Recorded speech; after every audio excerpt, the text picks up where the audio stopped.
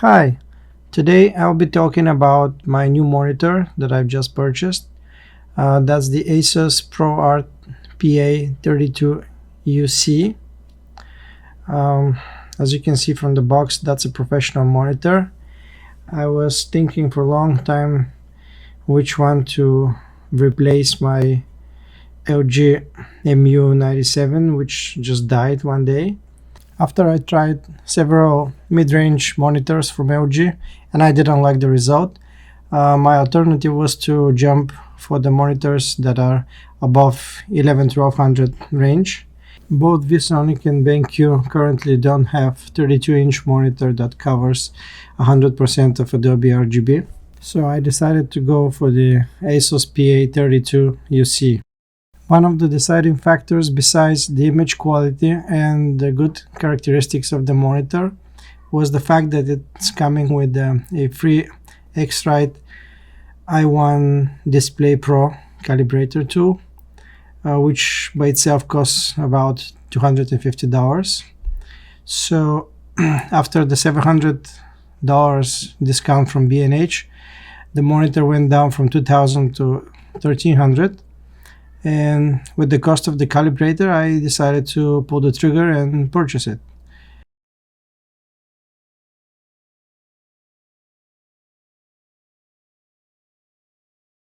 And then have a look here. Have a look, see what you have here. Look at that. It comes with the monitor itself. Now this is an expensive monitor. As you can see, the X-Rite 2 is missing from the box. I had a chat with B&H and then follow up with chat with Asus support.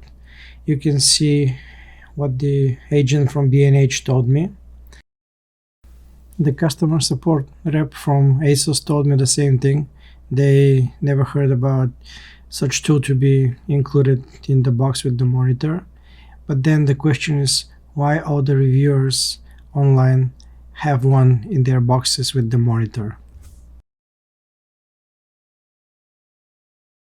Color accuracy is obviously a big part of how a professional monitor should perform, so it's great to see Asus providing an X-Rite i1 Display Pro in the box with the PA32UC-K. This allows anyone buying this monitor to calibrate it continually over its lifespan so that it remains accurate initially and for years to come. This isn't some niche addition. In fact, in my opinion, this is the key selling point to the PA32UC. Now, on the Asus, it's a little bit more complex. It will set a reminder to do a calibration, but calibration comes in the form of this X-Rite i1 calibrator that comes with the monitor. It comes with it in the box.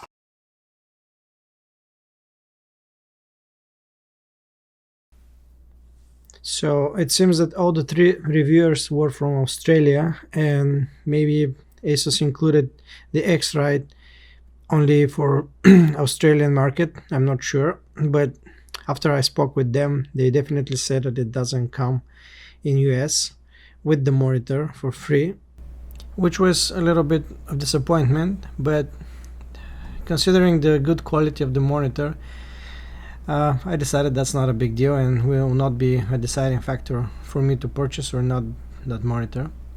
But when I open it, as you see on the back side, there is something like a defect on the polish. Like the back looks like brushed metal polish, and on the left side, you see on this side there is nothing. It looks fine. But then on this side, you see there is a spot, like it looks like it was scratched with a sandpaper or something. I'm not sure, is that a defect by the factory or it happened after that. There is another shape, as you can see, and circle shape, also defect. I'm not sure what that is, but otherwise the monitor looks good, so I like it. That's comparing with the LG that I just purchased before that. The LG is like maybe twice lighter. It's an amazing monitor. See, very thin, very stylish.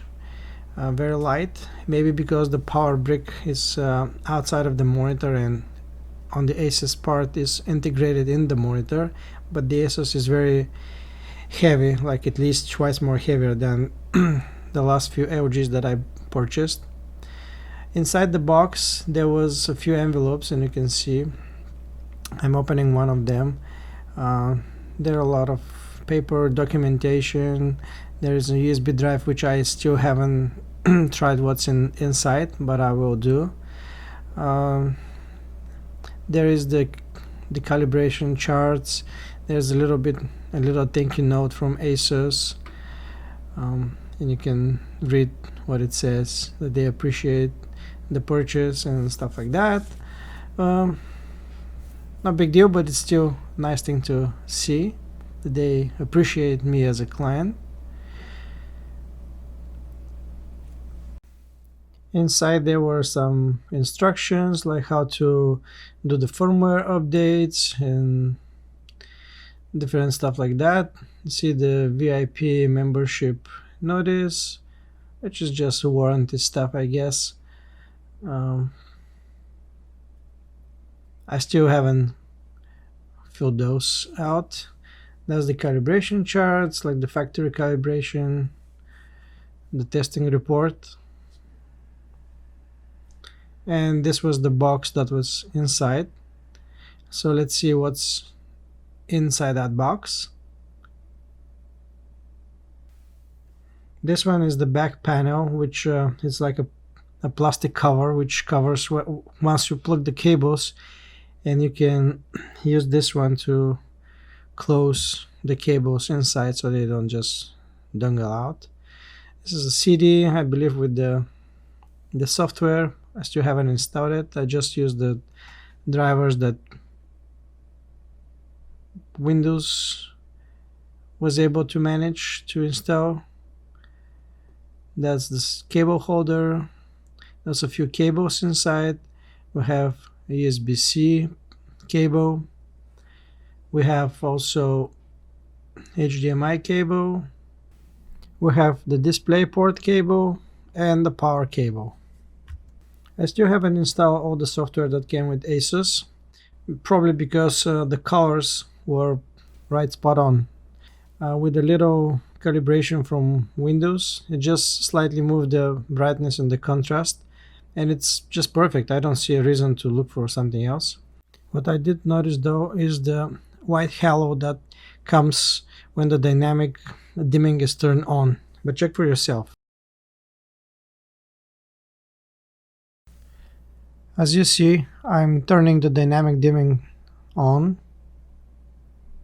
and then I'm using the Mystify screensaver from Windows just because it's a very high contrast one. We have those very bright stripes of light over the dark background, and you can clearly see when the halo effect occurs. You can see away from the lights, bright light spots, the monitor is actually extremely dark. It's like pure black, but it has that glowing halo effect next to the bright zones. You can see now on the first screen from the Asus, same thing. Whenever we have high contrast, we can see the halo effect next to the shapes. When the dynamic dimming is turned off, we see different picture. I'm using the same screensaver so you can see we don't have that halo effect, but now the entire screen is not black anymore. It's like very dark gray. Sorry for the bad quality of this one, but I just decided to record it with my phone. It's not that light as the phone captures it, but it's not pure black as it was with when the dynamic dimming was turned on. But otherwise, you see next to those light shapes, there is no halo effect. Overall, I would keep the dynamic dimming on because the blacks are really black. It's like deep black, and I love that. And when you turn the dynamic dimming off, it looks like the light is bleeding around and the uniformity is not that good, so I'll be keeping it on. In general, I love the monitor. I love the colors that come with it. It's really very good monitor. The price is high. It's $1,300 plus tax, but still it was a $2,000 monitor, so I think I will keep it. Hopefully you like this first look, first thoughts review. Bye bye.